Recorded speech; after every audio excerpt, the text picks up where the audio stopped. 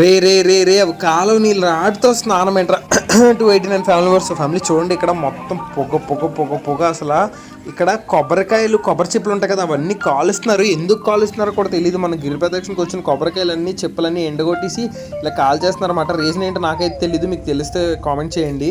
మొత్తానికి ఇది ఏదో మూలికలు అవేవో తెచ్చుకున్నాం కదా, సో వాటిని మామూలు వాటర్లు కాకుండా ఫిల్టర్ వాటర్లు వేస్తున్నాను ఇంకా బాగా రావాలని. మొత్తానికి అయితే గ్లాసులు వేసి నీట్గా అలా పెట్టాను. చూడండి గ్లాస్కి ఈ స్టేజ్కి ఉంది కదా, కొన్ని రోజులు అయ్యా కొంచెం మారుతుందో లేదో చూద్దాం. ది నెక్స్ట్ డే తర్వాత రోజు పొద్దున్నే లేచి అలా నేను వెళ్తుంటే ఒక దగ్గర డ్రైనేజ్ పైప్ లీక్ అయిపోతుందని విన్నాను. వచ్చి చూసేసరికి డ్రైనేజ్ పైప్ లీక్ అవుతుంది. కానీ అక్కడ ఎవడో బకెట్తో నీళ్ళు పట్టించుకుంటున్నాడు. అవి మంచినీళ్ళు అనుకున్నాడు ఏటాడు. వెళ్ళి చెప్దాం అనుకున్న లోపు ఆ బకెట్ పట్టుకున్నాడు. అయితే లోపలికి వెళ్ళిపోయాడు పాపం. అట్లా శాంతి గట్ట చేసేస్తే పాపం ఏట్ అయిపోతాడు ఏటాడు.